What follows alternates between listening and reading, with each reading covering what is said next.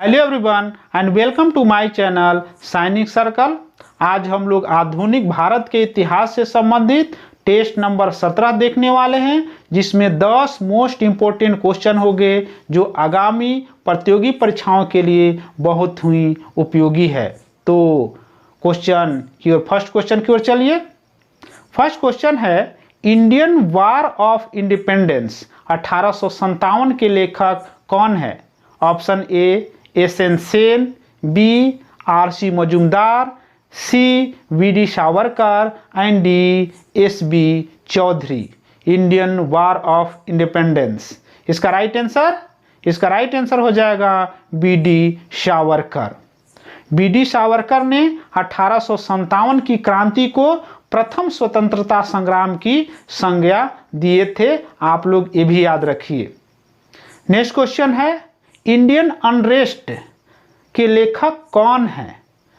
Option A Dadabhai Naoroji, B Annie Besant, C Lala Lajpat Rai and D Valentine Shirol.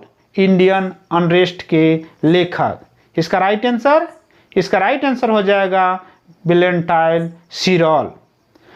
बेल्टाइन Shirol ने बाल गंगाधर तिलक को भारत में अशांति का जन्मदाता कहा था। तो भी आप लोग याद रखिए, ये क्वेश्चन हमेशा पूछे जाते हैं कि बाल गंगाधर तिलक को भारत में अशांति का जन्मदाता किसने कहा था? तो बेल्टाइन शिरोल ने। इन्हें इंडियन अनरेस्ट नामक पुस्तक की रचना किए थे। Next question, Dutch East India company ने किस वर्ष अपनी फैक्ट्री पटना में स्थापित किया था? ये बीपीएससी में पूछ चुका है। Option A 1601, B 1632, C 1774 and D 1651। Dutch East India company ने किस वर्ष पटना में अपना फैक्ट्री स्थापित किया था? तो इसका राइट आंसर हो जाएगा 1632। वर्तमान में डच फैक्ट्री का वह स्थान पटना कॉलेज के नाम से जाना जाता है। तो ये आप लोग ये भी फैक्ट याद रखिए, डच फैक्ट्री अब पटना कॉलेज के नाम से जाना जाता है। नेक्स्ट क्वेश्चन है, 15 अगस्त 1947 की मध्यरात्रि केंद्रीय असेंबली में इकबाल का गीत हिंदुस्तान हमारा तथा रविंद्रनाथ टैगोर के जन गण मन किसने गाया था? Option A Rameshwari Nehru, B Mirabehn, C Sucheta Kripalani and D M S. Subbu Lakshmi. Hindustan हमारा और जनगण किसने गाया था? 15 अगस्त 1947 के मध्यरात्रि केंद्रीय असेंबली में। इसका राइट आंसर हो जाएगा M S. Subbu Lakshmi. Next question है, भारतीय राष्ट्रीय कांग्रेस के 1946 में मेरठ में आयोजित अधिवेशन की अध्यक्षता किसने की थी? Option A J B. Kripalani, B Maulana Abul Kalam Azad, C doctor Rajendra Prasad and D B Pattabhi Sitaramayya. 1946 में के मेरठ के अधिवेशन में भारतीय राष्ट्रीय कांग्रेस के अध्यक्ष। इसका राइट आंसर हो जाएगा जे.बी. कृपलानी, जो स्वतंत्रता के समय भी भारतीय राष्ट्रीय कांग्रेस के अध्यक्ष थे। फैक्ट याद रखिए, भारत विभाजन के समय जे.बी. कृपलानी भारतीय राष्ट्रीय कांग्रेस के अध्यक्ष थे और नवंबर 1947 में इस्तीफा देने के उपरांत डॉक्टर राजेंद्र प्रसाद अध्यक्ष बनाए गए थे। ये भी आप लोग फैक्ट याद रखिए। नेक्स्ट क्वेश्चन है, संविधान को 26 जनवरी के दिन लागू करने का निर्णय क्यों लिया गया था? बहुत ही most important question. Option A यह एक शुभ दिन था, बी कांग्रेस ने इस तिथि को 1930 ईस्वी में स्वतंत्रता दिवस के रूप में मनाया था, सी इस तिथि को 1942 में भारत छोड़ो आंदोलन प्रारंभ किया गया था, डी उपयुक्त में से कोई नहीं। इसका राइट आंसर हो जाएगा कांग्रेस ने इस तिथि को 1930 में स्वतंत्रता दिवस के रूप में मनाया था, तो यही राइट आंसर है।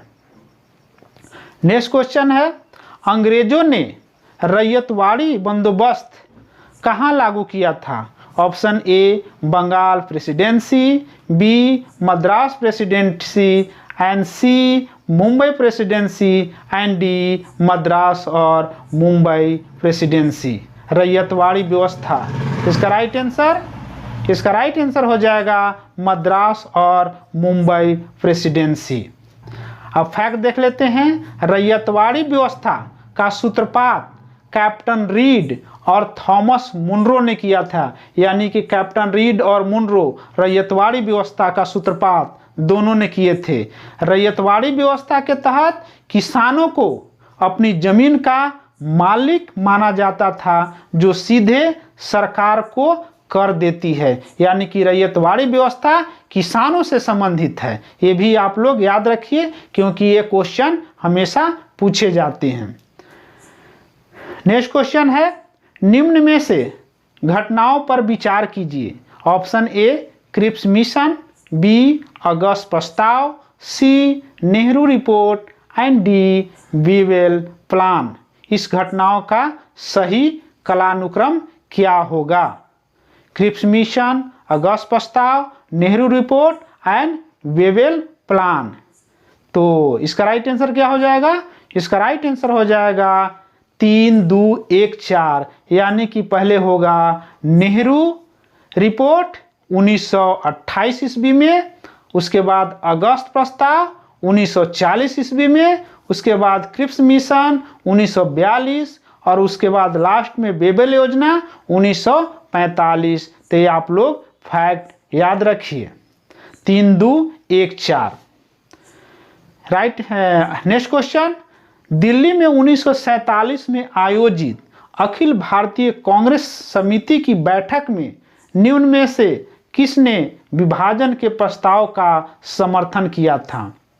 Option A Govind Ballabh Pant, B Vallabh Bhai Patel, C J B. Kripalani, D Abul Kalam Azad. इसका राइट आंसर हो जाएगा अबुल कलाम आजाद। अब फैक्ट देख लेते हैं। फैक्ट क्या बोलता है? सॉरी, अखिल भारतीय कांग्रेस समिति की 14 जून 1947 को हुई बैठक में गोविंद बल्लभ पंत ने भारत विभाजन का प्रस्ताव प्रस्तुत किया था और इसका समर्थन मौलाना अबुल कलाम आजाद ने किए थे। तो ये फैक्ट याद रखिए। नेक्स्ट क्वेश्चन है, अखिल भारतीय कांग्रेस कमेटी की 14-15 जून 1947 को संपन्न हुए बैठक में भारत विभाजन के विपक्ष में किसने मतदान किया था? विपक्ष में ध्यान रखिए, विपक्ष में option A Abul Kalam Azad, B Khan Abdul Ghaffar Khan, C Sardar Patel, and D Govind Ballabh Pant. इसका राइट आंसर हो जाएगा खान अब्दुल गफ्फार खान, जिसने अखिल भारतीय कांग्रेस कमेटी की 1947 के बैठक में भारत विभाजन के विपक्ष में मतदान किया था। और देख लेते हैं फैक्ट, विपक्ष में किसने किसने मतदान किया था? तो खान अब्दुल गफ्फार खान, यानी कि सीमांत गांधी इनको कहा जाता है, डॉक्टर किचलू, पुरुषोत्तम दास टंडन, ये विपक्ष में तीनों ने मतदान किया था। और पक्ष में को किसने दिया था? सरदार वल्लभ भाई पटेल, जवाहरलाल नेहरू। नेक्स्ट क्वेश्चन, ये थे आज के 10 मोस्ट इंपोर्टेंट क्वेश्चन जो हमेशा प्रतियोगी परीक्षाओं में पूछे जाते हैं। अगर मेरा ये वीडियो आपको पसंद आया तो मेरे YouTube चैनल को लाइक, शेयर एंड सब्सक्राइब करें। धन्यवाद।